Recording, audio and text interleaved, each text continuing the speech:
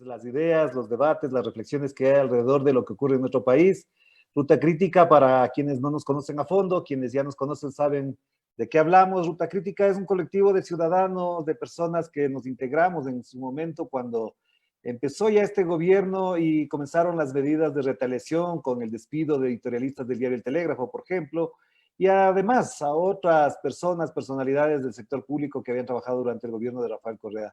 Y también se han integrado a lo largo de estos años algunas personas, otras se han alejado también, por supuesto, no vamos a dudar de eso.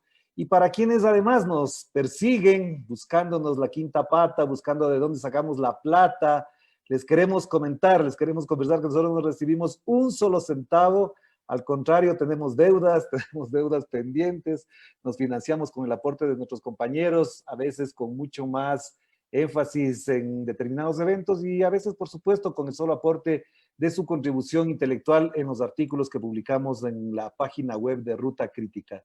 Así que aquellos que nos quieren señalar de correístas, pues no somos ni correístas ni anticorreístas. Coincidimos en muchas cosas con lo que ahora se denomina correísmo.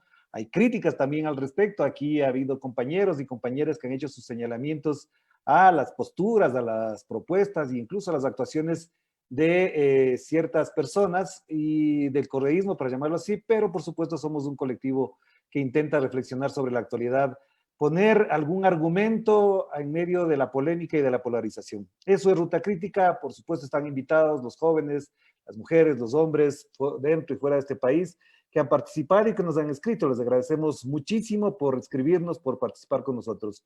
Yo soy Orlando Pérez, coordino temporalmente este colectivo, quizás ya después de esto habrá que nombrar a otro coordinador. Antes estuvo Carol, por supuesto, con gran empeño y con gran empuje, y pues vendrán nuevos compañeros a coordinar estas tareas.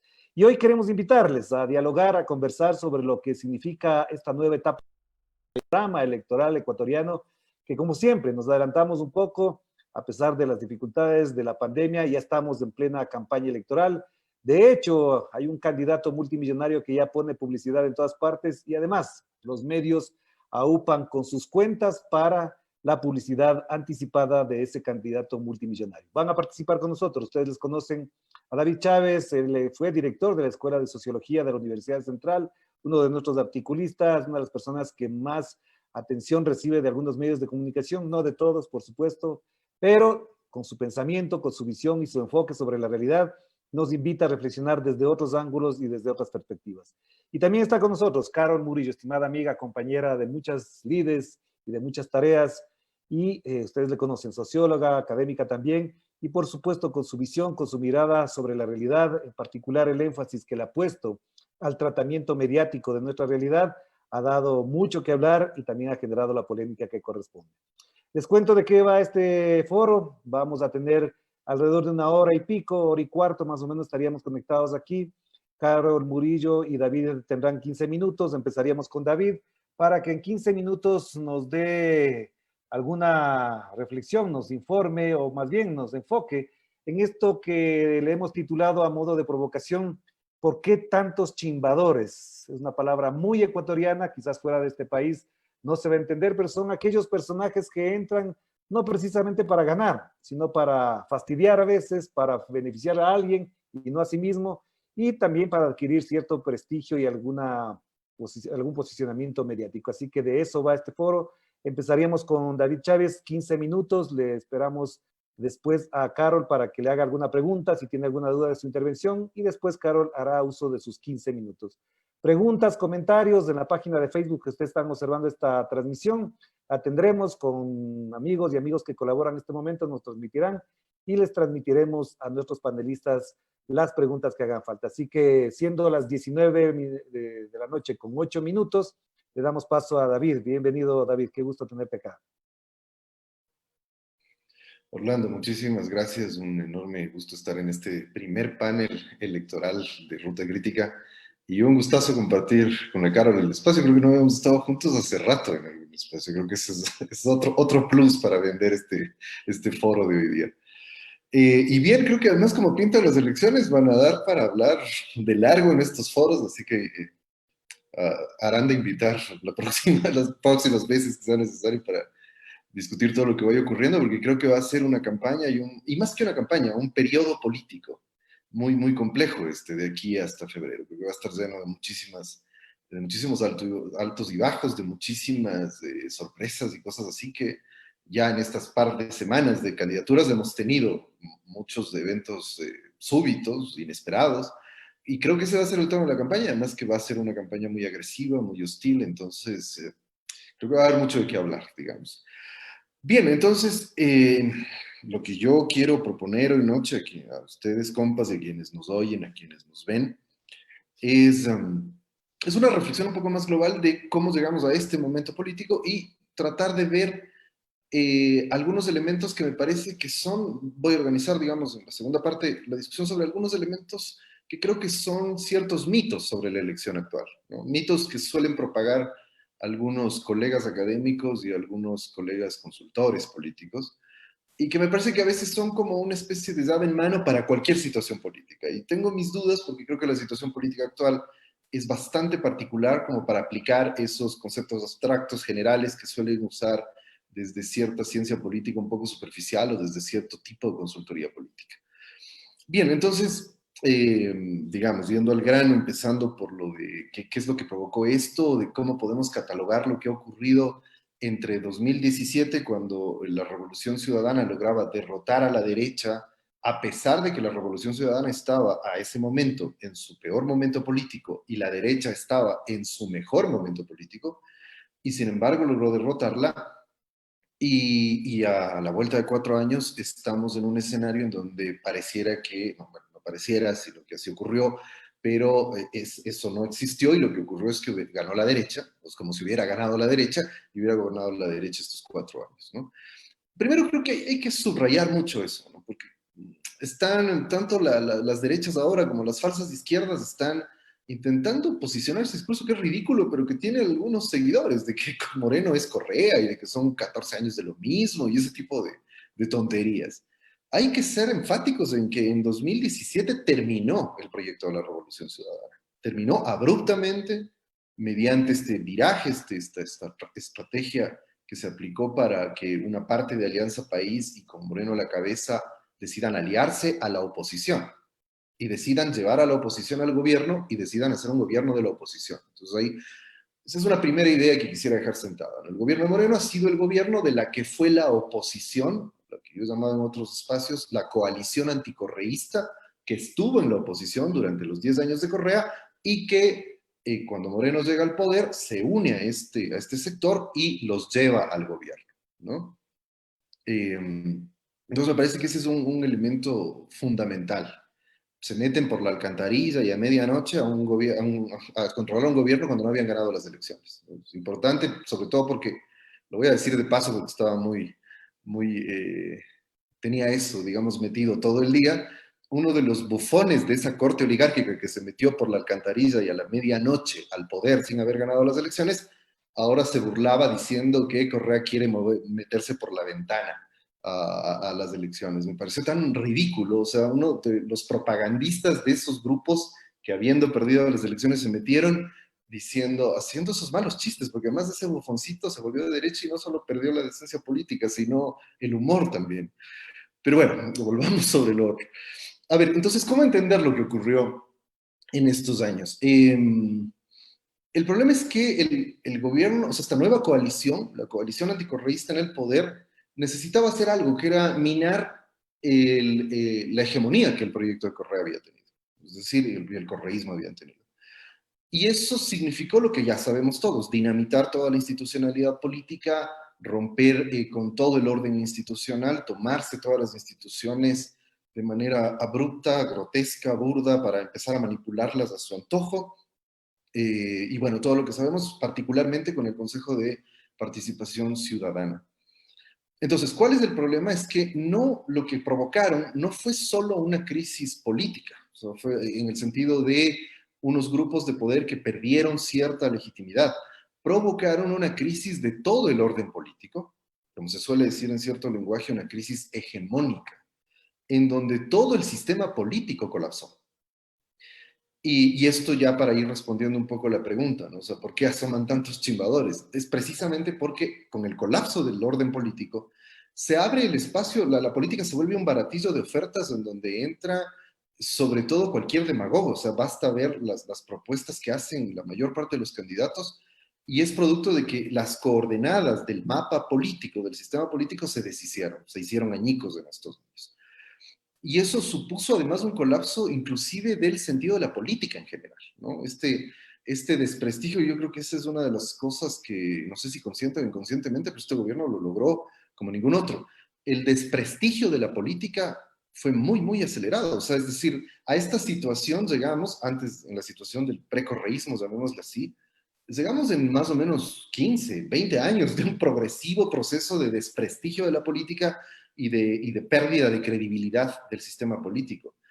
Aquí esto colapsó en 2 años. O sea, después de la consulta popular y con cuando empezaron a hacerse visibles los abusos, el autoritarismo de Trujillo, el sistema político colapsó inmediatamente. O sea, en 2 años lograron colapsar todo el orden político y lograron colapsar la credibilidad de la política.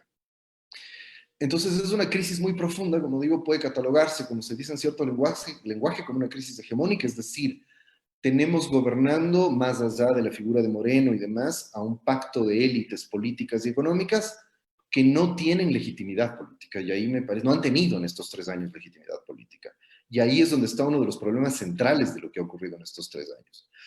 Y aquí no se trata de tomar posición partidista, es decir, es un hecho objetivo. O sea, quienes han estado en el gobierno, tanto al frente como detrás, son sectores que o perdieron las elecciones en 2017 o son sectores que no tienen ningún tipo de representatividad democrática.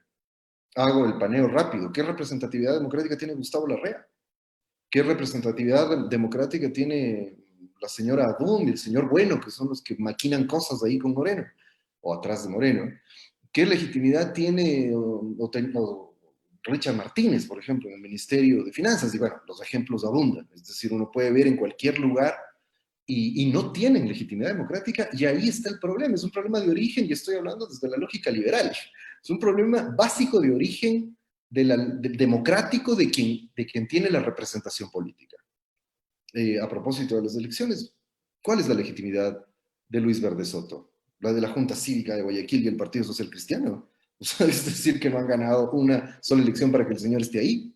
Entonces, ese es el problema. Es decir, cuando se genera eso, se clausura, y yo por eso he hablado insistentemente de que la situación a la que nos han traído es la de una clausura democrática y de lo que vemos ahora, las triquiñuelas, las trampas, las zancadillas que le ponen al correísmo para evitar obstaculizar o bloquear su participación, no es más que una secuencia lógica de lo que han venido construyendo en estos 3 años. Entonces, esa para mí sería una primera idea que me parece importante de tener en cuenta ahí. La crisis política que han generado, esta crisis de hegemonía que han generado,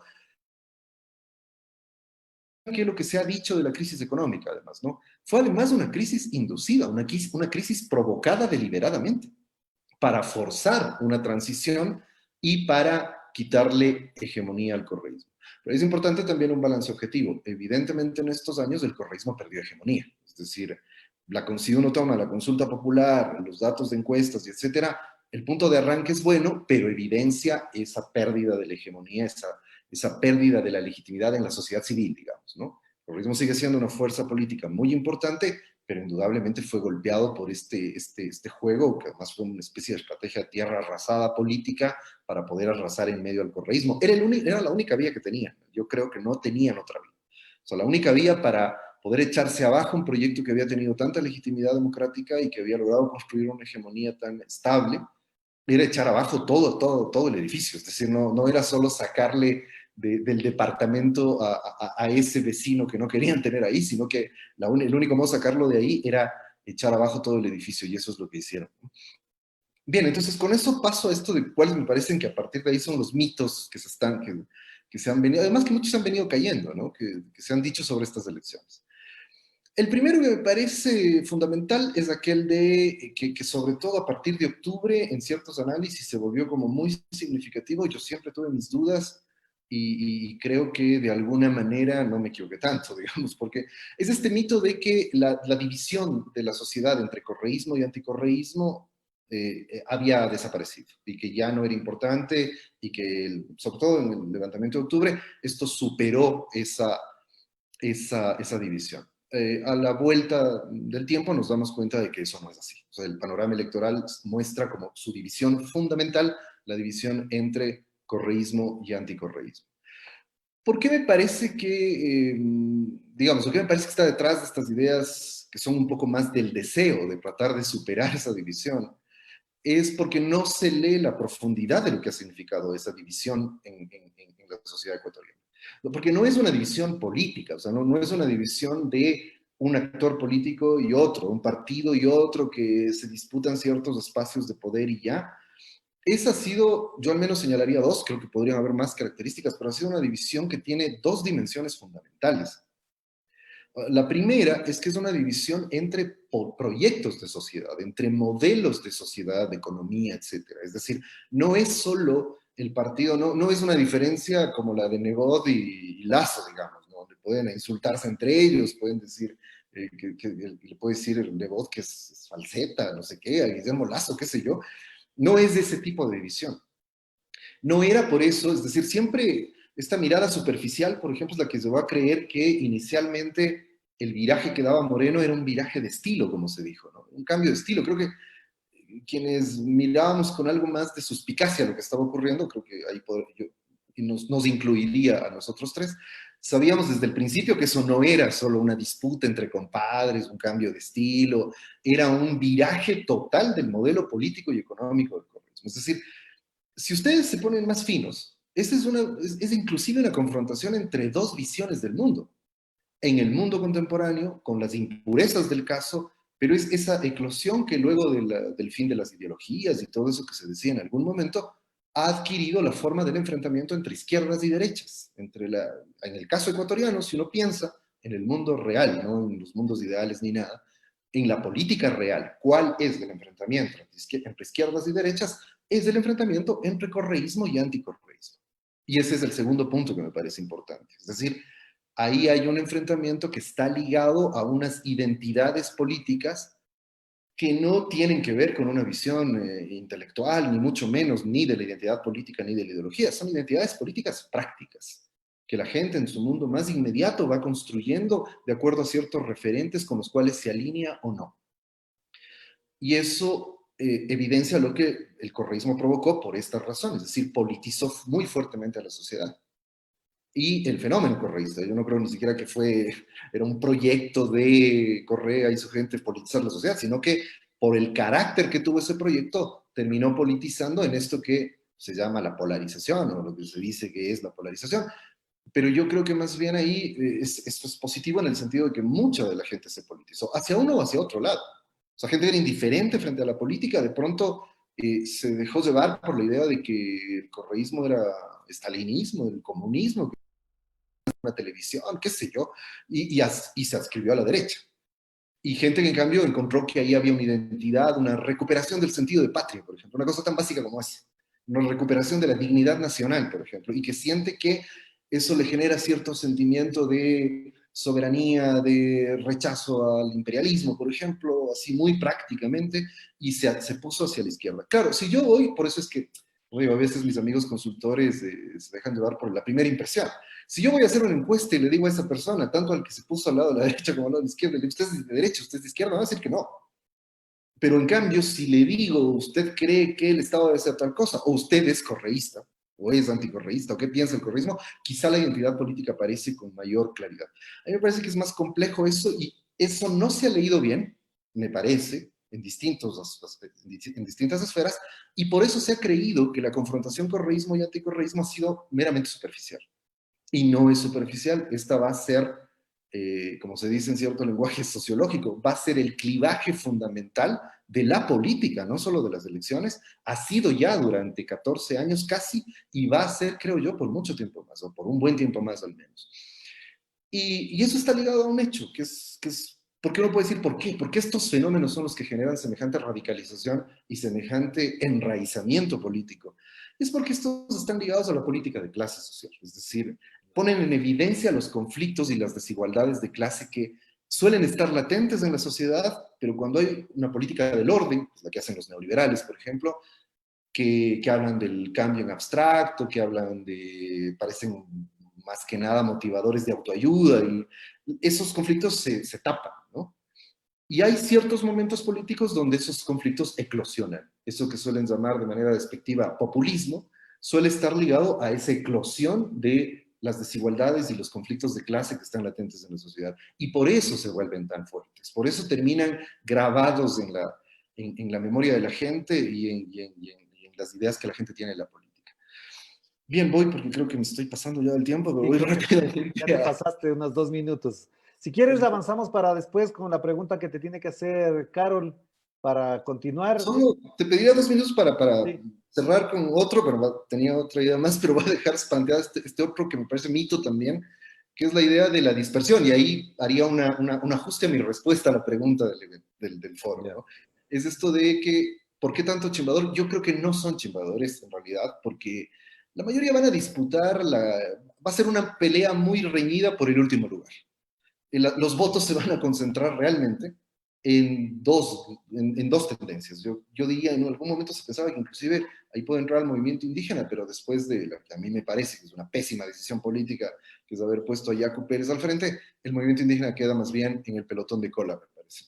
Creo que la votación se va a concentrar fuertemente, quizá desde la primera vuelta, en el correísmo por un lado y en esta coalición de derechas que han armado Nebot y Lazo. Porque además el mensaje que están lanzando las derechas es que hay que poner al frente de todo, hay que priorizar el voto útil y hay que generar rápidamente una coalición para poder derrotar al correísmo, y eso va a generar el mismo efecto, me parece, que también al otro lado. Entonces, no creo en eso que se dijo mucho, de que iba a haber una gran fragmentación política. Quizá eso tenga influencia en la asamblea, pero también tengo mis dudas, porque mal que bien, esta condensación política en torno a 2 o 3 candidaturas va, va a limitar seriamente esa fragmentación política. Los chimbadores, digamos, lo que yo creo que no van a ser chimbadores, a lo que sí están jugando es a eso de ver si obtienen espacios pequeñitos de poder para poder negociar algo en el cambio de gobierno. Me parece que la expectativa de la mayoría de ellos es que el estado de cosas no cambie, que es la estrategia de la derecha, ¿no? Una transición controlada que mantenga el orden actual, que mantenga el pacto de poder que sostiene a Moreno y cambien los representantes del gobierno. Pero eso significa que habrá un momento, el primero de ese nuevo gobierno, que significará entrar de nuevo en procesos de negociación, de repartos, de transacciones con los distintos actores, y creo que estos pequeños actores políticos lo que buscan o lo que esperan es logrando alguna presencia en la asamblea o alguna votación importante en el pelotón de final, digamos, alguna votación importante para poder acceder a esas negociaciones y a esos repartos que seguramente tendrán lugar después con el cambio de gobierno. Bien, y bueno, con eso cierro. Disculpas por haberme Perfecto. pasado el tiempo. Gracias, David. Gracias también por llegar. Gracias por las colaboraciones también en cuanto a el equipo técnico que nos acompaña. Equipo mínimo, por supuesto, que sabe de estas cosas, que lo hace muy bien, que gracias a ellos hemos superado algunos problemitas de orden técnico, insisto, para poder compartir con ustedes esta reflexión. Gracias entonces a quienes se conectan. No sé si, Carol, tienes alguna pregunta, alguna duda, alguna aclaración que quede de lo que habló en estos momentos David. Si no, tranquilamente pasamos a tu intervención para continuar en esta gran reflexión sobre de dónde salieron tantos chimbadores. Adelante, Carol. Bueno, buenas noches con todas y con todos. Muchas gracias a Ruta Crítica por la invitación y por generar estos debates en pleno caos político nacional. Yo quisiera preguntarle a David, sí, un par de cositas.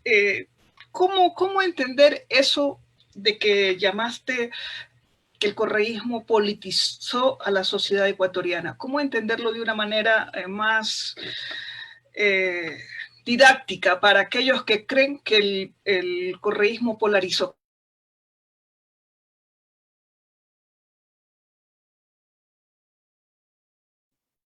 Tu Ya, micrófono. sí. O sea, yo creo que está ligado a lo que decía finalmente, ¿no? Es decir, hay ahí una puesta en evidencia de unos conflictos de la sociedad que no suelen estar todo el tiempo en la esfera pública y en la opinión pública.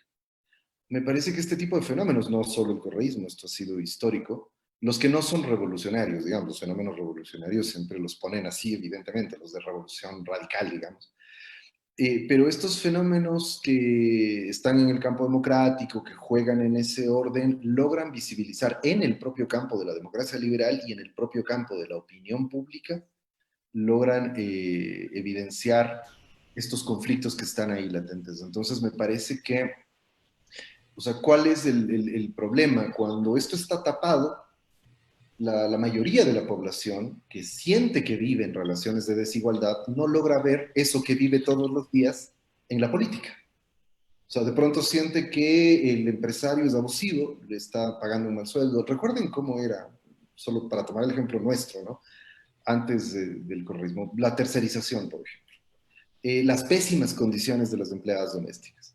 Claro, la gente siente que eso no está bien, porque la gente lo vive, ¿no? No es que vive alienada totalmente de eso, o sea, sabe que eso no está bien, sabe que hay unas relaciones de desigualdad, pero no lo ve en los medios de comunicación, porque los medios de comunicación no van a decir nada, los grandes medios privados, la prensa burguesa no va a decir nada, no lo ve en la política, no hay representantes políticos que hagan algún tipo de referencia real, que realmente reivindique lo que esa persona vive en su cotidianidad, y de pronto aparece algún político, algún grupo político, algún fenómeno que decide hacer evidente eso en la política y decide confrontar con aquellos que han estado más bien ocultándolo.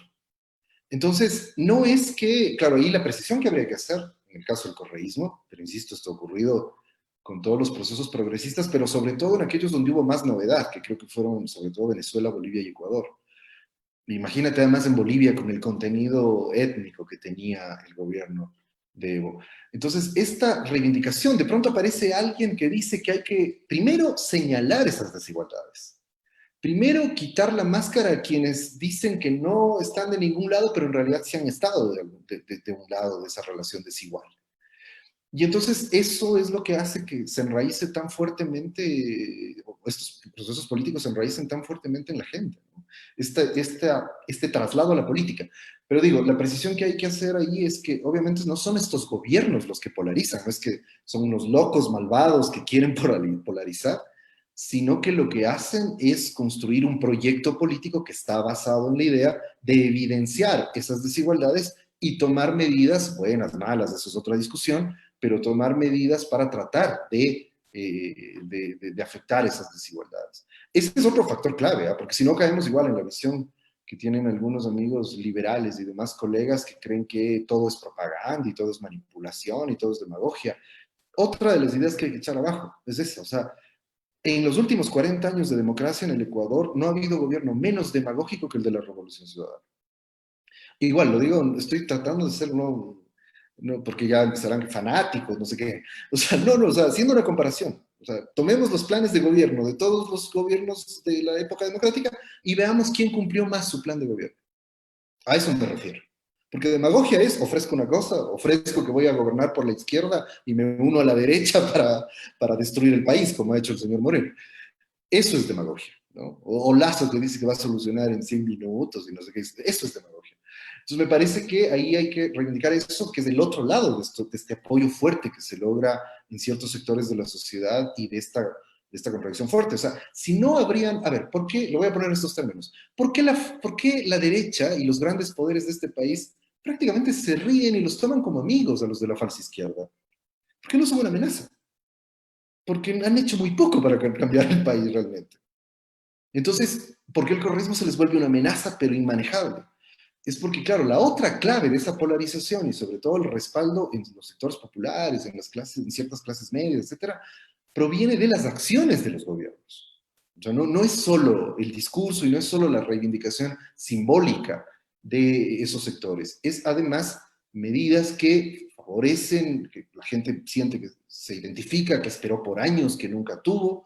Entonces, parece que todos esos factores, pero que se resumen en esto, en que aparecen estos conflictos, estas desigualdades en primera plana de la política, después de haber estado ocultados por mucho tiempo, son como la clave para entender por qué estos procesos terminan tan fuertemente enraizados.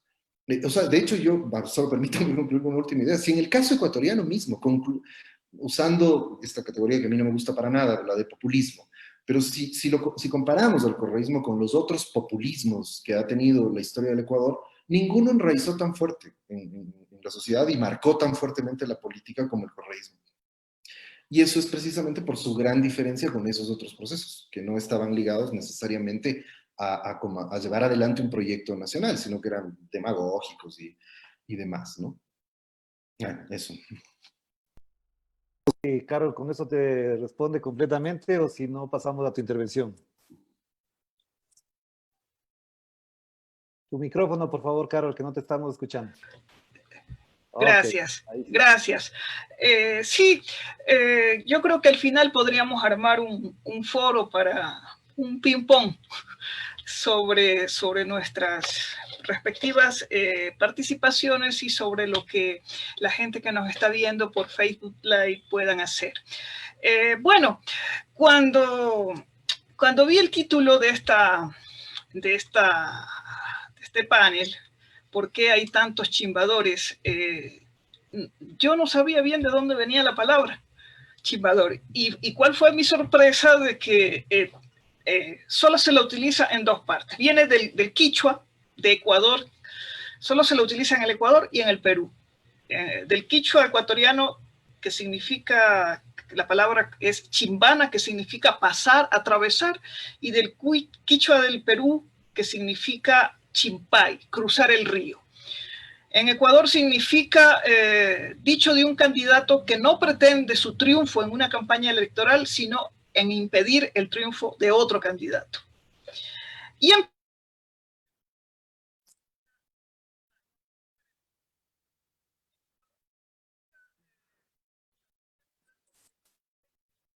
Creo que se nos congeló la imagen de Carol Murillo, estaba hablando de eso, pero quiero además dar paso para que mientras se reconecta Carol, tengamos los comentarios de varias personas. Desde Edgar Naranjo se interrumpe muchísimo el programa, comenta, dice ahí un excelente análisis tienen aquí, tienen una excelente persona, un gran académico hablando del tema, nos mencionan ahí. También Edgar nos plantea otra pregunta, ¿de dónde salieron todos los candidatos que ahora tenemos? Aquí hay otro mensaje, creo que su internet, amigos, no está muy bien, también tenemos problemas con el internet, pero mientras se reconecta Carol Murillo, también queremos comentarles que hay dificultades, por supuesto, en la transmisión, siempre habrá, pero ahí está de nuevo, Carol. Perdón, ahí la tenemos. Sí, perdón, mi internet tiene algún problema. Bueno, decía que estos son los significados de chimbadores. Es un quichuismo, es decir, una cosa muy nuestra, muy cultural nuestra. Es decir, alguien que se quiere saltar y que quiere jugar a la política sin meterse a fondo en ella. Y eso se explica con los 16 o 17 binomios políticos que en este momento están terciando para la presidencia de la República. Pero no solamente eso, y aquí quiero comenzar lo que va a ser mi exposición. Yo creo que durante los últimos meses, y sobre todo el último mes, en medio de la pandemia, lo que ha vivido el Ecuador es algo que yo llamo la simulación de la democracia electoral. Hemos sido varios analistas, hombres y mujeres, los que hemos comenzado a sospechar de qué es lo que está pasando con lo que nosotros llamamos la democracia ecuatoriana. Y algunos de nosotros, y esta noche quiero utilizar la palabra simulación, nosotros estamos viviendo la simulación de una democracia electoral. Ni siquiera hablo de una democracia, sino de una democracia electoral. ¿Por quiénes y quiénes lo hacen? Yo creo que quienes lo hacen son los que ejercen el poder real. Hasta hace poco nosotros estábamos un poco dudando, nosotros digo, alguna gente crítica, de que hubiese elecciones. Y pareciera que sí las va a haber, pero las va a haber en el sentido de que se van a realizar siempre y cuando cumplan las reglas de ese poder real. La fotografía que circuló ayer o anteayer entre el pacto de Nebot y Lasso, en esa casa y en esa decoración tan de clase, tan hermosa y tan perfecta, nos dice mucho de qué es lo que está entendiendo nuestras oligarquías respecto de la democracia que vive el Ecuador. Y mientras ellos pongan las reglas y mientras ellos hablen de sus delegados electorales en el Consejo Electoral, la cosa puede funcionar. Y aquello que nosotros hemos llamado el pacto de gobernabilidad. David ha dicho el pacto de élites. Creo que empezó como un pacto de gobernabilidad y solo ahora se ha convertido en un pacto de élites, en un pacto de poder, de conservar el poder.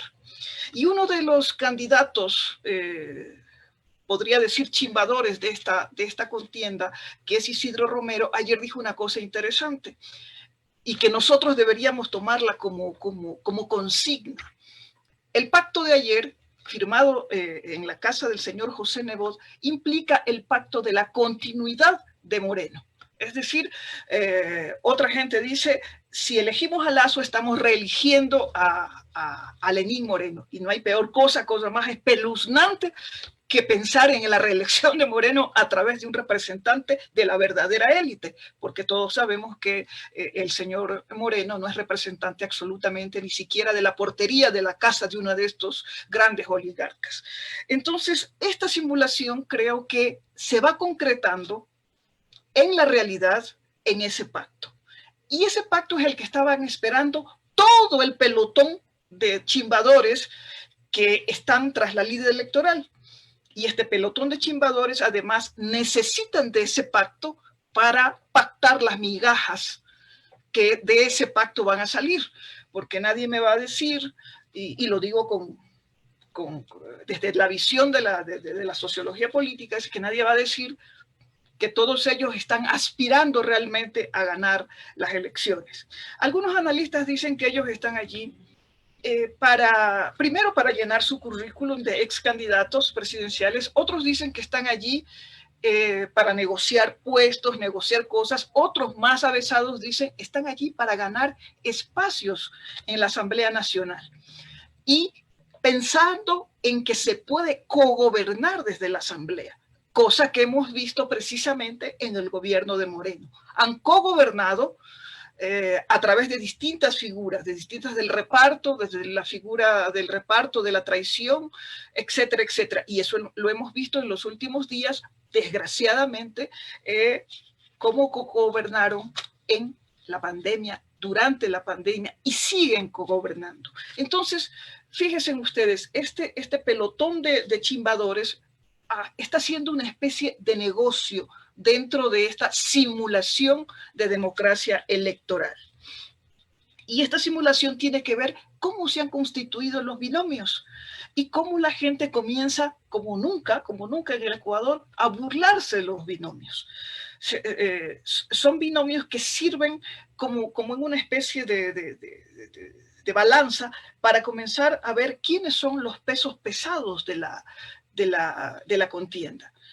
Y cuando vimos hace un mes o 2 meses que se retiraron pesos pesados como Nebot, como el propio Alvarito, que ha sido el mayor blanco de burlas desde hace varios años además, cuando vimos que estos candidatos o posibles candidatos iban dejando la cancha, uno iba imaginando, los sociólogos íbamos imaginando por dónde es que va esta simulación, hasta qué punto juegan entre poner en serio la democracia electoral y en el otro punto ver con quién se van a pelear. Y fíjense ustedes que una vez que supieron con quién se iban a pelear del lado más tenebroso para ellos, que es del lado del correísmo, las cosas comenzaron a alinearse.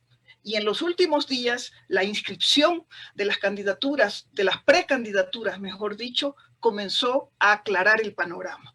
Y la reunión de ayer o de anteayer aclaró tanto el panorama que, por eso digo, todos los binomios que se han inscrito y que además tienen ciertas características. El gobierno nacional, lo que se llama gobierno, ese espantapájaros llamado gobierno, ha puesto 3 candidatos en la línea electoral. Ha puesto a alguien en Alianza País, que se me olvida el nombre en este momento,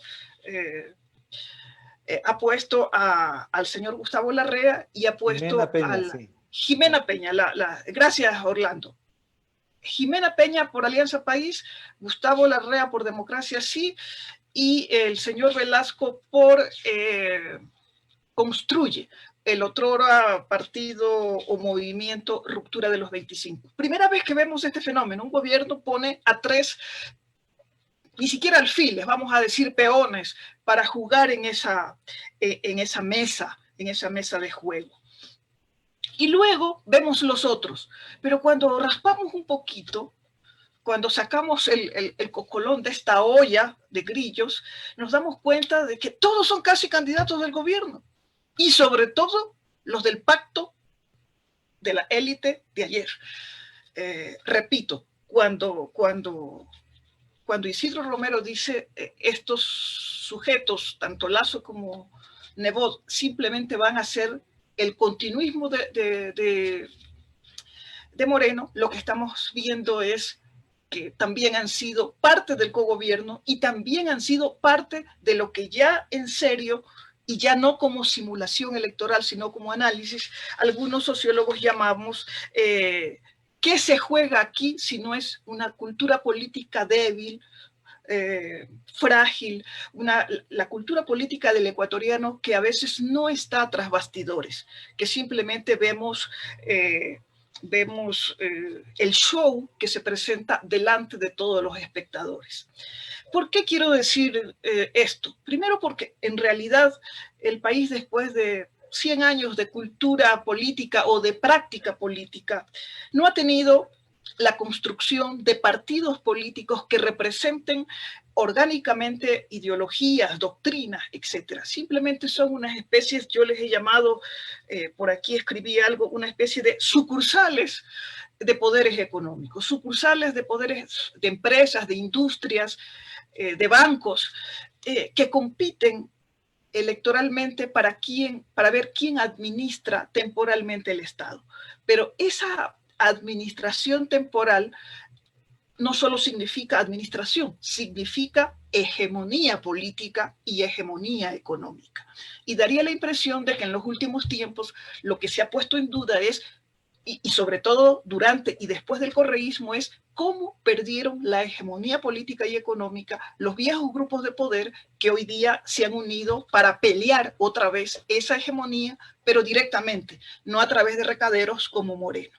Entonces, en esta especie de orfandad política, de orfandad de una real cultura política, aparece este juego que tiene además otros dilemas.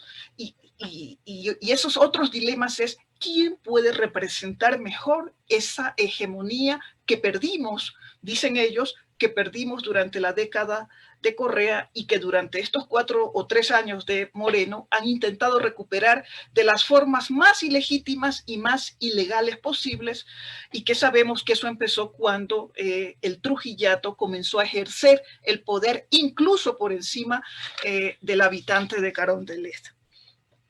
Pero ¿quiénes son esas personas que tienen este dilema por manejar la nueva hegemonía?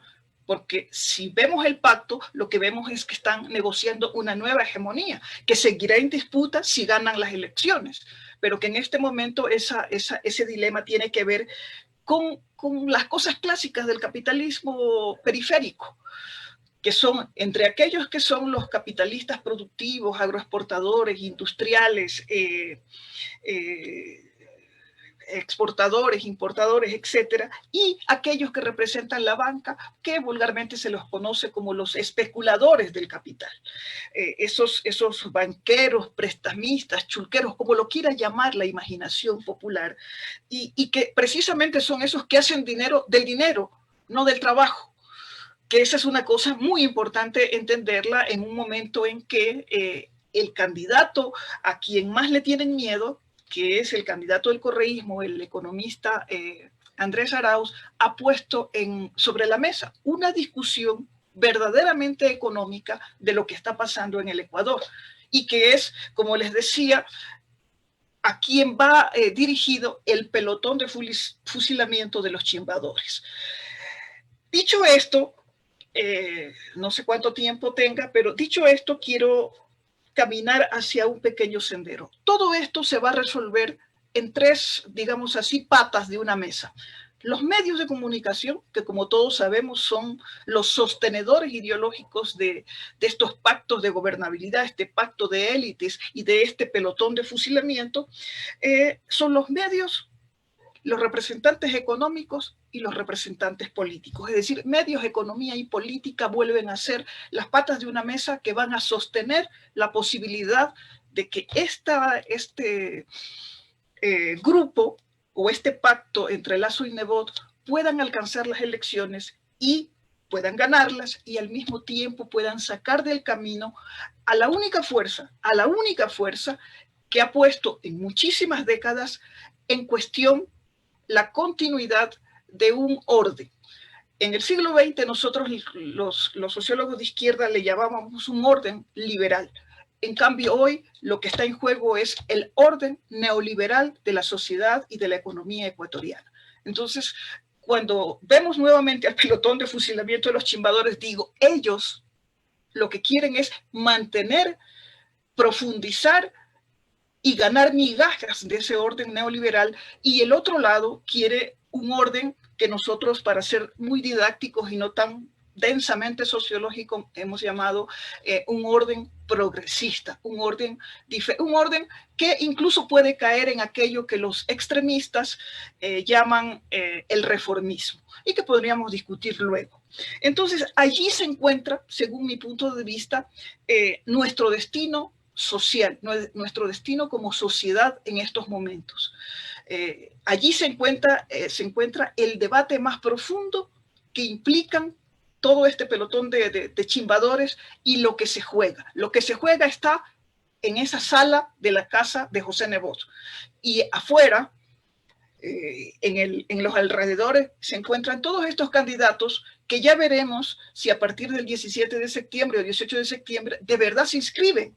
De verdad se inscriben, y si no, durante estos tiempos no están haciendo lobby con los verdaderos dueños del país, que quieren continuar siendo dueños, pero que quieren también salvar sus relaciones internacionales, porque ellos son dueños hacia adentro, pero son peones hacia afuera. Quiero decir, quienes estaban sentados en la mesa son los peones de las políticas económicas internacionales que, por ejemplo, en América Latina, y yo diría que casi en todo el mundo, comanda el Fondo Monetario Internacional.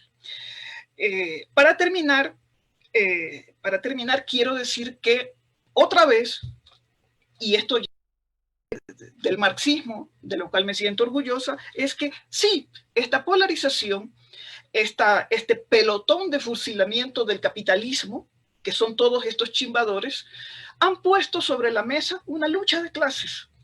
Cuando se mira esa casa, se mira esa mesa, se mira a los protagonistas de ese pacto, lo que vemos allí es una reunión de una clase que intenta continuar capturando y secuestrando al Estado para conducir nuestro destino social, es decir, el destino social colectivo, y una candidatura que habla desde el conocimiento. La candidatura del correísmo habla desde el conocimiento profundo, no solo de la política pública, de la cual es experto Andrés Arauz, sino de la economía capitalista financiera. Y eso hay que tenerlo en cuenta porque precisamente Lasso y sus nuevos aliados representan esa forma de entender la economía. Un orden neoliberal especulativo, y todos sabemos que cuando el orden neoliberal especulativo está en manos de la banca, todos corremos riesgos. Entonces, si no queremos tener ese destino social tan negro, debemos ponerle atención a los debates más profundos que tiene esta campaña electoral. Hay un pequeñísimo cuentito, el microcuento más famoso del mundo, escrito por Augusto Monterroso, que se llama El dinosaurio, y que dice: cuando despertó el dinosaurio todavía estaba allí. Ojalá nosotros no nos despertemos y veamos que el dinosaurio todavía está allí. Muchas gracias. Gracias, Carol. Gracias también por la atención que tienen varias personas, muchas personas, de verdad. No pensábamos que íbamos a tener tanta audiencia, pero ya las cifras lo dicen por su cuenta. También supongo que estarán atentos a aquellos cronistas, entre comillas, ese señor que doña Marcela Guiñaga calificó muy adecuadamente la arjona del periodismo ecuatoriano, que estará atento para hacer su crónica sobre lo que decimos los correístas, según él. Pero bueno, no importa, estaremos atentos a eso. No sé si tienes alguna pregunta, David, para Carol. A propósito, he dejado sentado varios elementos de enfoque y de análisis de la coyuntura. Y en particular, gracias por hacernos conocer de dónde proviene la palabra chimbador, Carol. David, tienes la palabra. Sí, tenía varias, pero voy a concentrar en una, que es de las que más curiosidad me despierta. No me fusiles, no me fusiles.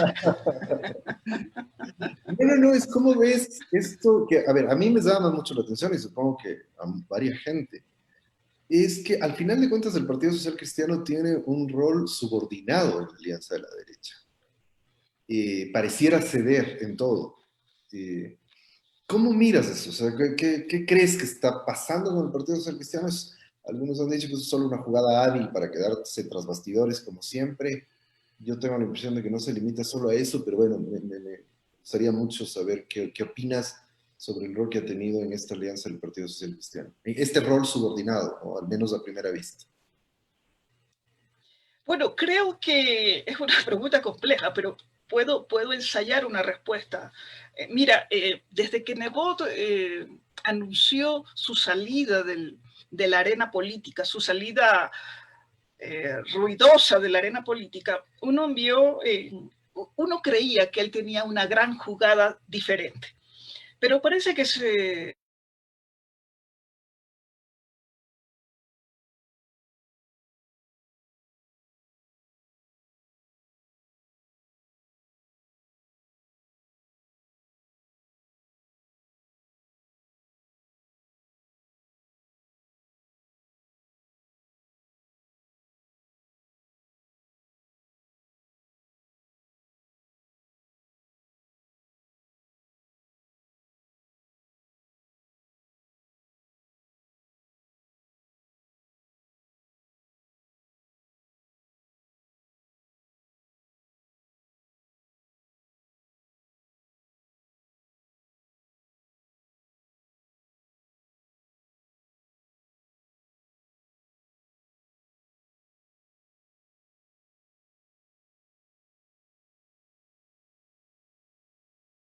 la forma filantrópica, porque Lasso ni siquiera defiende la forma filantrópica de hacer política, que es lo más triste.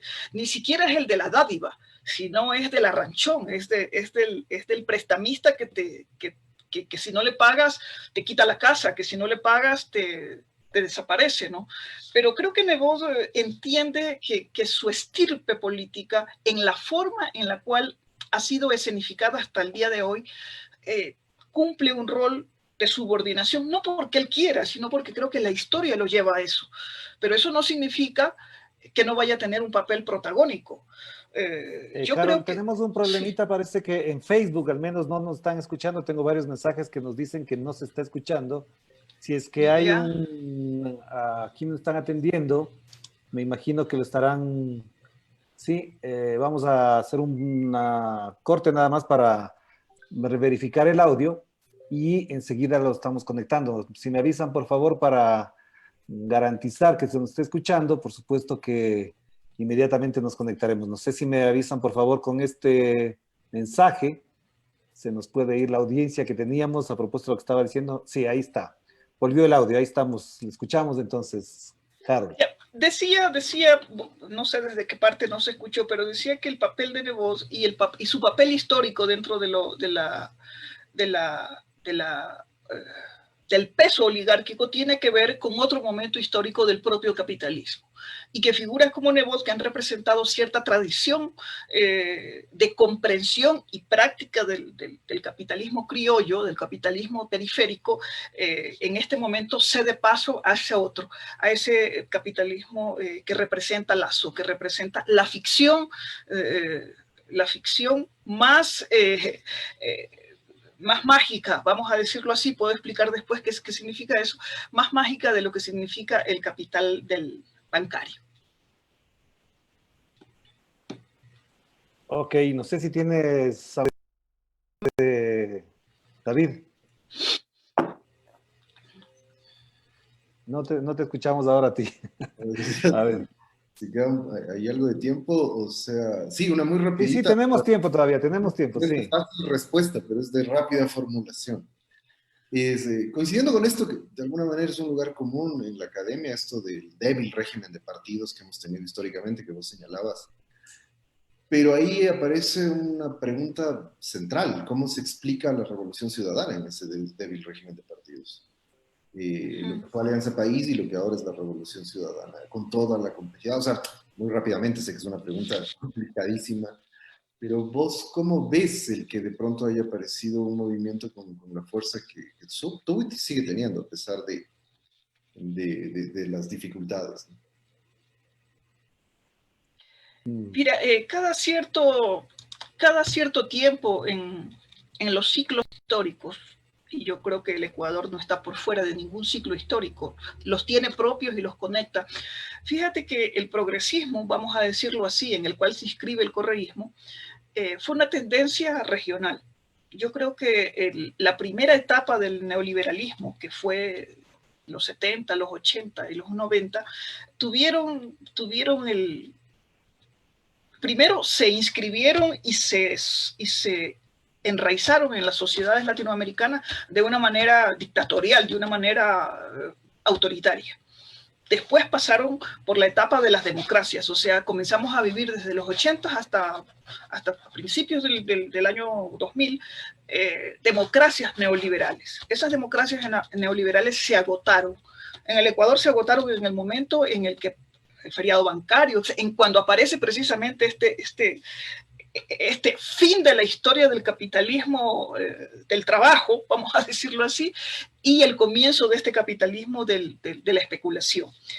Y creo que eso llegó a un hartazgo social en toda América Latina y surgen liderazgos, vamos a llamarlos caudillistas, populistas. Yo no les tengo miedo a esas categorías.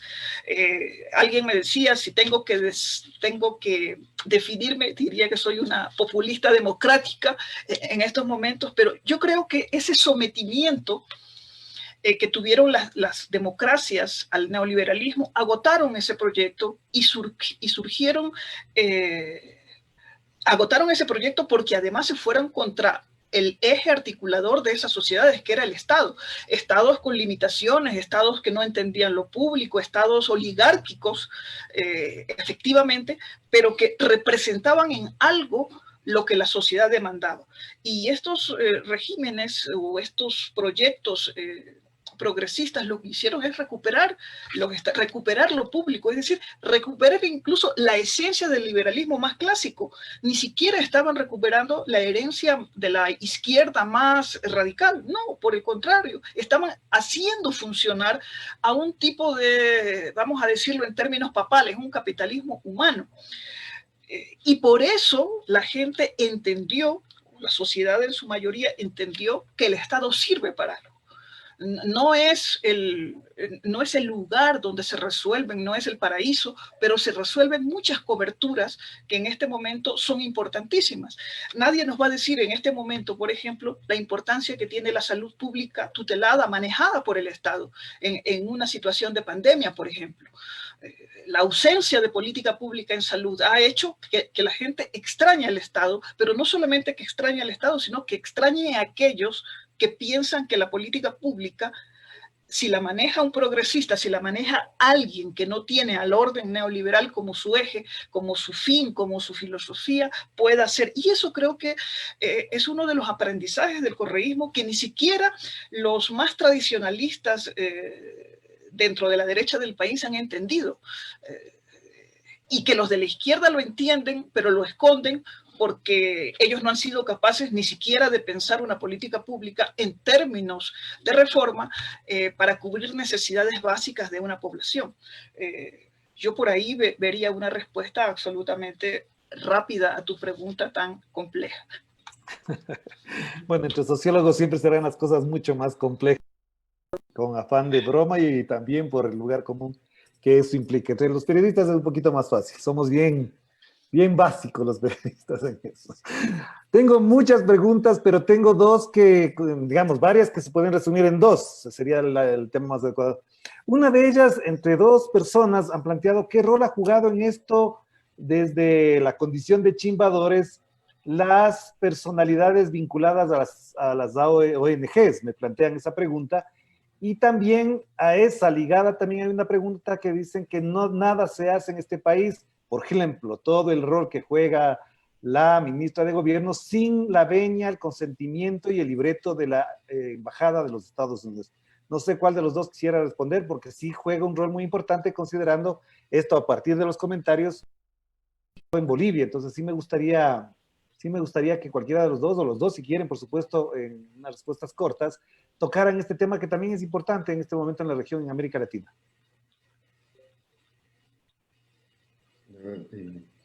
Dale, empezar yo, si la Carol está de acuerdo.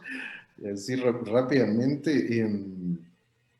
A ver, se ha discutido mucho sobre el rol, porque las dos cosas están vinculadas, además, ¿no? Las ONG y el rol de la embajada, porque tengamos en cuenta que muchas ONG han sido financiadas por USAID, por ejemplo, y el rol de los Estados Unidos en eso ha sido significativo. Creo que, bueno, se cometería un error si generalizamos y metemos a todo el mundo en el mismo saco. No, las ONG no son homogéneas, no, algunas, por ejemplo, han sido fundamentales para sostener luchas sociales en el Ecuador o para sostener luchas de derechos humanos o por los derechos humanos. Entonces, hay que tamizar mejor, pero evidentemente sí hay un grupo de ONGs que han servido también para cooptar ciertos movimientos sociales. En el movimiento indígena hay experiencias sobre eso y que más bien han apuntalado posiciones más de derechas o posiciones más conservadoras en los movimientos sociales. Yo creo que eso requiere un análisis detallado, pero creo que sí han tenido un rol, además un rol importante en ese sentido. Yo lo vería un poco más allá, ¿no? Más allá de las buenas o malas intenciones o de los buenos o malos proyectos políticos que tengan las ONG. Hay un problema estructural con las ONG. Las ONG son la contraparte lógica del modelo neoliberal. Es decir, porque el modelo neoliberal supone que el Estado va retirándose de la gestión social y encarga a las fuerzas del mercado. Y a veces pueden tener rostro humano, pero están muy ligadas a las fuerzas del mercado. Es decir, hay gran cantidad de ONGs financiadas por corporaciones transnacionales y un montón de cosas, porque son las que hacen esa gestión social que al final se vuelve conservadora. Porque generan este mensaje de que hay que aprender a vivir con lo que hay. No hay Estado, no hay educación pública, no hay salud pública, entonces hagamos un pequeño proyectito para conseguir unos fondos por aquí y de pronto lo que podría convertirse en una fuerza social para reclamar esos derechos que el Estado está negando es direccionado hacia el proyectismo y hacia poner todo el esfuerzo de comunidades, de barrios, de organizaciones en conseguir la escuelita financiada por alguna empresa y por alguna agencia de cooperación internacional y perpetuar, por eso el carácter conservador, perpetuar el estado de cosas en el que no se puede disputar la riqueza general y no se puede disputar políticas públicas generales. Entonces me parece que ahí hay una relación muy fuerte. Y sobre la embajada yo solo diría un elemento básico. Es indudable que en este momento la embajada y los organismos multilaterales económicos son los que están gobernando en este país. Es decir, con ayuda de otros y con pacto con otros, pero pocas veces uno puede recordar que hayamos tenido solo voy a pensar en esto, un servicio diplomático tan lacayo, tan cipayo como el que hemos tenido en esta. Yo no recuerdo uno tan, o sea, Arroyo del Río quizá. Yo no recuerdo uno que sea vendido tanto a los intereses de los Estados Unidos en la región. Lo de Assange será una vergüenza eterna para este país, basta mencionar solamente eso. Y lo otro, cosa que hay que recordar en este momento de campaña, recuerden que en las conversaciones para el último acuerdo del Fondo Monetario Internacional, el propio fondo reconoció abiertamente haberse reunido con Nebot y Lasso. ¿Qué tenían que hacer con Nebot y Lasso? Y se reunieron con ellos. Eso muestra, esa es una cosa muy gráfica, del nivel de influencia que están teniendo los multilaterales y la Embajada de los Estados Unidos en el gobierno, y obviamente van a tener una influencia determinante en esta transición controlada que sería la que representan la Alianza Nebot-Lasso. Claro que sí, Maranto Ordóñez había mencionado en un mensaje de ese tema importantísimo, lo que acabas de mencionar. ¿Por qué razón? La pregunta que no le hacen, por supuesto, a Guillermo Lasso de ciertos medios, ¿por qué se reúne el Fondo Monetario Internacional con quienes no gobiernan este país? Porque el señor Jaime Nebot ya no está en la alcaldía y el señor Guillermo Lasso, por supuesto, no ocupa ningún cargo ni en el Ministerio de Finanzas, aunque tiene un empleado ahí, no tiene alguien en el Banco Central, aunque tiene su empleados ahí, y tienen el Consejo Nacional Electoral también sus empleados. La otra pregunta que está planteada, digamos, Carol, para ir adelantando, por supuesto, en estos temas, nos plantea Pablo Villalba, dice, saludos a David y Caro, en este juego de ajedrez va a ser necesario retomar el principio del servicio público en la ley de comunicación. Parecería que lo mediático necesitará una intervención más profunda. Me gustaría conocer sus comentarios. Como la Carol tiene más trabajo en esos temas, entonces le dejamos la respuesta a Carol. Adelante, Carol. Gracias. Pues fíjate que para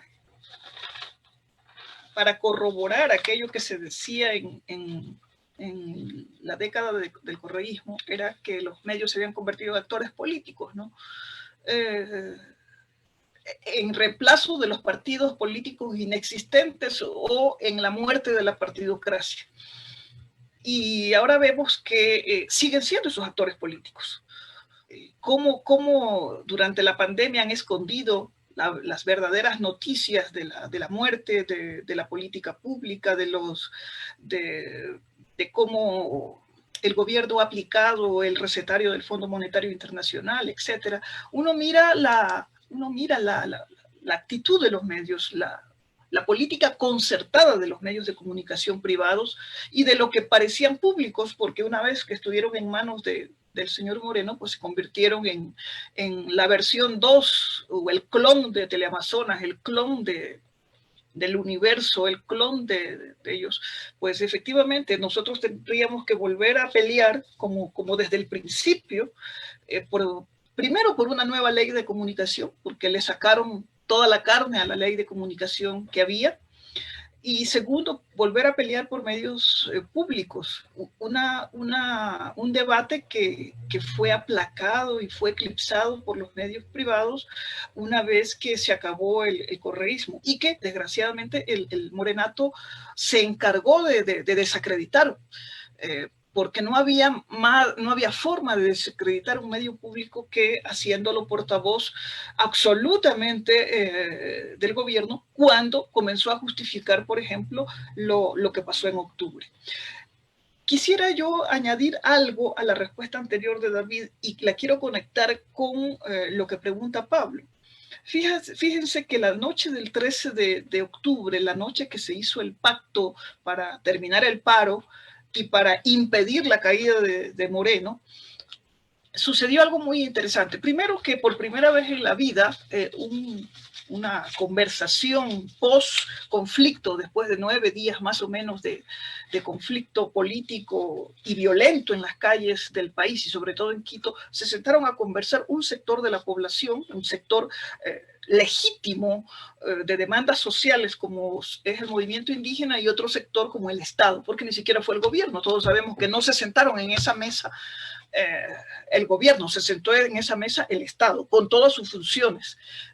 Solo esa mesa, así como la foto de Nebot y Lazo de hace 2 días, esa foto, esa noche con el sector indígena y con el Estado en pleno, nos dice cosas muy interesantes. Y además con la mediación de una persona que representaba a un organismo internacional. No me acuerdo la persona cómo se llamaba, pero él era una especie de mediador. Sabemos que cumplió una misión absolutamente decorativa realmente, y casi de forma, porque hasta la redacción de aquel decreto, que no tuvo ni la firma pública ni nada por el estilo, hizo algo que no se había hecho en muchísimo tiempo: legitimar lo más ilegítimo e ilegal en el país. La pregunta es, ¿por qué los medios, y no solamente los privados, legitimaron algo? ¿Qué es lo que legitimaron? Primero, un gobierno que tenía a enormes sectores de la población en la calle. Legitimaron la represión de la policía y de los militares. Y tercero, le dieron respiro a un gobierno que ya no tenía para ese momento legitimidad, ni siquiera disputa de fuerzas políticas. No tenía nada. Mucha gente de manera chistosa dice, pero si por cosas menores se cayó el gobierno de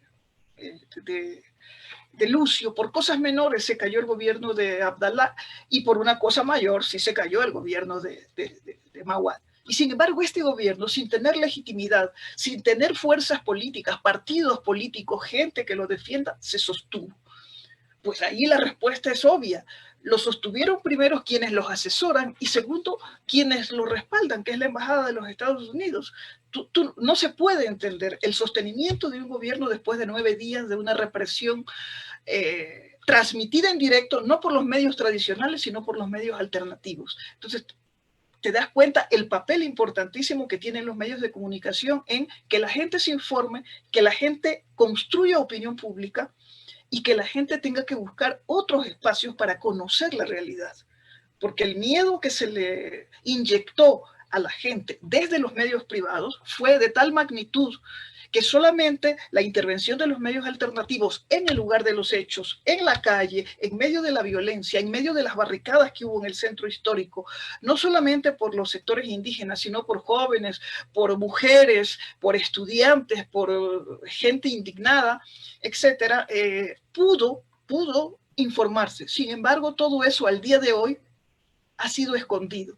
Por estos días hemos visto que han salido varios libros acerca de lo de octubre, pero todos esos libros no han tenido la suficiente difusión, no solo porque a pocos les interesa lo que pasó en octubre, sino porque obviamente la pandemia ha dejado de lado otras preocupaciones de orden político y mediático, pero la importancia de los medios públicos en un próximo gobierno, la importancia de seguir desnudando a los intereses de los medios privados es una demanda nacional que no puede dejarse de debatir en ningún espacio.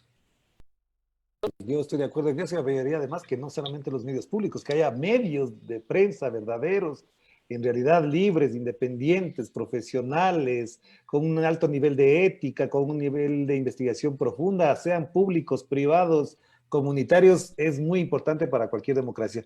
Vamos cerrando, vamos con la última pregunta para David, que ya se nos va el tiempo, y la hace Luis Fernando Cadena, que dice: ¿creen ustedes que los chimbadores habrían hablado con Lazo por anticipado para lograr, en caso, un espacio político, réditos políticos o puestos políticos como condición para apoyarlos en segunda vuelta, si así sería el caso? La pregunta de alguna manera también concentra otras más que están por acá, pero también en esta lógica yo te añadiría un elemento que es importante. Caro lo dijo, tú también lo has mencionado, hasta dónde una propuesta de izquierda en este momento también cala en el escenario político nacional, en una conciencia de un país y de una sociedad que de alguna manera ha ido siendo despolitizada o espantada de la política.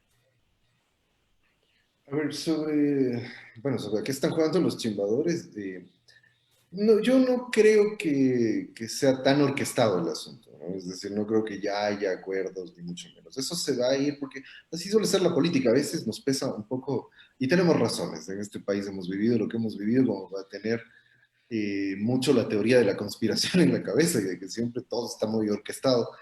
La política no suele funcionar así. Es decir, hay gente que intenta orquestar todo y tener todo bajo control, y de ahí se va enfrentando con otra que quiere otra cosa. Los acuerdos se irán generando en el fragor de la campaña y sobre todo dependiendo de si la derecha gana o no el poder. Es decir, si ganan el poder el día siguiente, tal como hizo Moreno, recordarán, o sea, el día siguiente de ganar o de tomar el poder, de ganar en el caso de ellos, van a empezar las negociaciones y los acuerdos para ir armando bloques, porque además dependerá de cómo queden las fuerzas en la Asamblea Nacional. Entonces me parece que no creo que haya acuerdos ya, no creo que eso, como los otros sectores. Lo que vemos es lo que hay, no creo que haya nada más de fondo. Espero no ser ingenuo e inocente. Lo otro, que eso es muy interesante sobre lo que decías, que tiene que ver con lo que yo había señalado también, aquello de que hay una crisis de hegemonía, es decir, que para medirlo en términos, es un poco más complejo, pero para medirlo en términos más visibles para todos, es la legitimidad electoral y democrática que tuvo el correísmo, ¿no? Que es incontestable en la historia del Ecuador. O sea, una cosa tan fuerte de lo que siempre se dice, ¿no? 14 elecciones ganadas, 3 presidenciales con porcentajes muy altos, 3 de ellas primera vuelta, etcétera. Todo ese tipo de cosas hablan de un proceso político que tenía mucha fuerza. Y claro, decir que esa es la misma fuerza que se tiene ahora no tendría mucha cabida y sobre todo es una gran incógnita. Porque el punto de arranque para cualquier análisis es ver lo que ocurrió en la segunda vuelta de 2017. Y esa comparación es importante primero porque de facto en 2017 ya se dio una alianza a nivel del electorado entre el Partido Social Cristiano y Creo.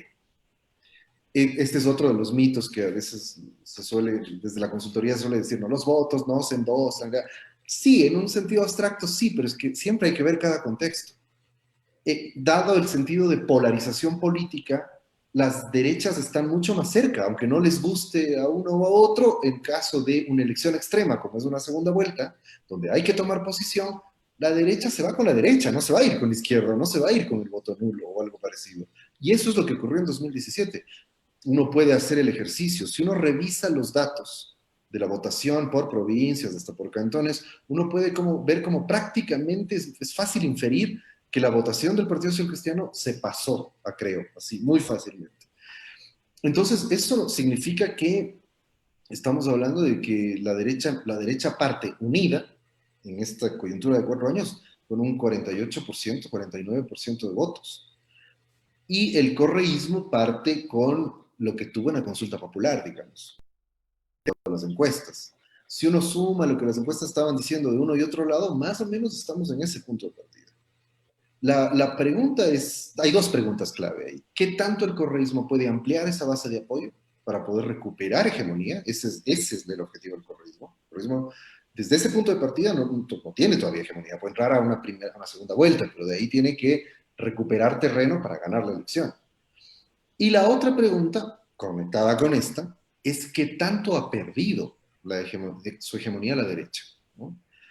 Y yo creo que ahí no hay que hacerse ilusiones. La derecha no ha perdido mucho. Tal vez sí ha sido golpeada por su cogobierno con Moreno sobre todo, pero dado el tinglado mediático, dado el poderoso despliegue ideológico y propagandístico de todos estos años, yo dudaría que haya un golpe muy fuerte a la hegemonía de la derecha. Puede haber sido golpeada, pero la conclusión es así, a primera vista, digamos, uno puede plantearse una hipótesis muy, muy plausible, que es la de que indudablemente en este periodo la hegemonía se volteó, digamos, y la hegemonía está en el campo de la derecha, debilitada, quizá fracturada, pero está en el campo de la derecha, y para el correísmo y las izquierdas que se le junten, el gran reto será recuperar en esa fractura la posibilidad hegemónica, pero ese es el gran reto de la elección. Creo que al final los resultados nos responderán las dos preguntas, ¿no? ¿Qué tanto perdió el correísmo y qué tanto ganó la derecha? Claro, y todavía quedará por medir eso porque no solamente se juega en el plano electoral. Es muy importante todo lo que se ha dicho. Llevamos ahora 21 minutos de conexión, así que vamos a dar por cerrado sin antes no dejar de mencionar algo que es muy importante. Una persona nos dice algo, es muy interesante el debate y creo que se debe abordar el rol y los intereses de los Isaías detrás del pacto de San Borondón. Ojo con este detalle que yo les digo con toda franqueza, solamente aquí se podrán decir estas cosas.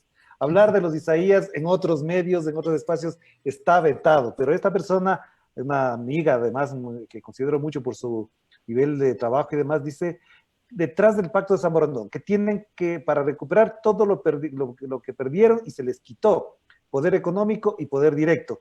Ellos impusieron en la última elección a Andrés Páez como binomio de Lazo en una reunión en Miami. Este es uno de los factores a considerar en esta tregua bancaria agroexportadora para evitar a toda costa la participación de la revolución ciudadana y hacerse del poder político a través de un actor que no tiene nada que perder, edad, dinero, prestigio, ni medio, ni represalias a futuro, dice ella y concluye. Y lo único que quiere es cumplir su capricho de ser presidente. Lazo, un Lenin Moreno sin silla de ruedas, repotenciado por una bancocracia. Por supuesto, en estos espacios es donde podríamos escuchar y hablar de estos temas, mencionando a los señores Isaías, que sabemos que, así como la embajada, juegan un rol predeterminante y predominante en la política ecuatoriana. Queremos agradecerles muchísimo, David. Esta intervención ha concitado la atención. Ustedes ven las visitas, los comentarios. Gracias a todos los que se han conectado.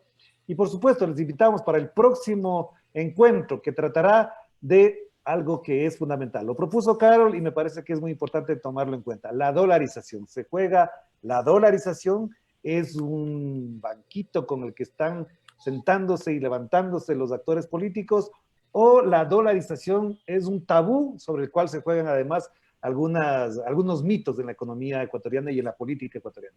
Así que estaremos pendientes de eso, les invitaremos inmediatamente, si no es en 15 días, menos también, dadas las circunstancias de la situación de la política, de la coyuntura política, es muy importante estar pendiente. Así que gracias a ustedes, gracias por compartir con nosotros este encuentro. Ruta Crítica, repetimos, es un espacio ciudadano de ciudadanos que piensan, que sienten y se sensibilizan con este país. Gracias, de todo corazón, Carol y David Chávez. Muy amables por estar con nosotros y a ustedes que nos han seguido a través de las redes sociales. Gracias también. Gracias. Cuídense mucho. Chao, chao. Gracias, que estén muy bien. Un gustazo.